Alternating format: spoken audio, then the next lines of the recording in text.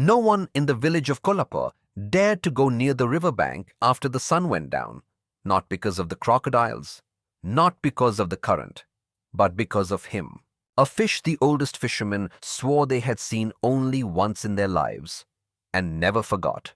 What happened on the afternoon a young woman decided to touch that creature would change forever the way that village saw the river. And what she felt at her fingertips still has no explanation. Kolapur is a small village, the kind that doesn't show up on any map. Mud houses, thatched roofs, a river cutting through the land like a silver scar under the afternoon sun. Ananya grew up there, a fisherman's daughter, a fisherman's granddaughter. Since she was little, she'd heard the stories the elders told by the fire, stories about the guardian of the river, a fish so ancient no one could say how long it had lived in those waters. They said it only appeared when the village needed a warning. Ananya never believed it until that afternoon. It was an ordinary day. The heat was heavy, the boats came back empty, and a strange silence had settled over the water. Not even the birds were singing. That's when Mira, her neighbor, screamed.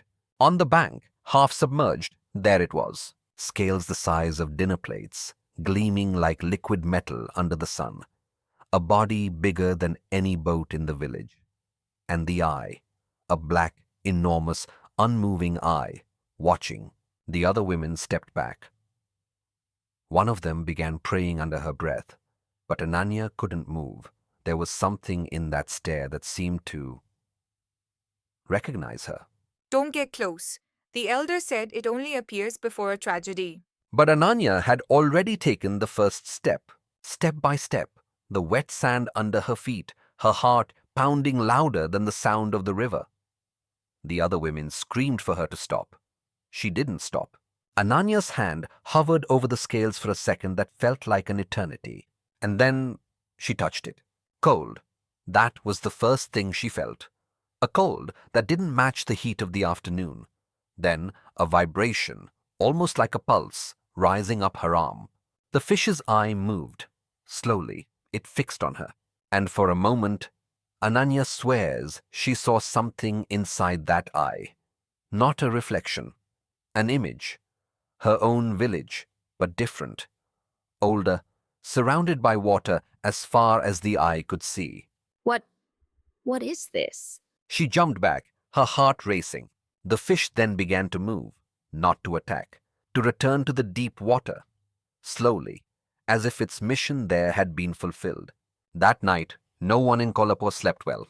Ananya told the elders what she had seen, and their faces changed at once. One of them, the oldest in the village, stood up without a word and went to the temple by the river, a temple no one had opened in generations.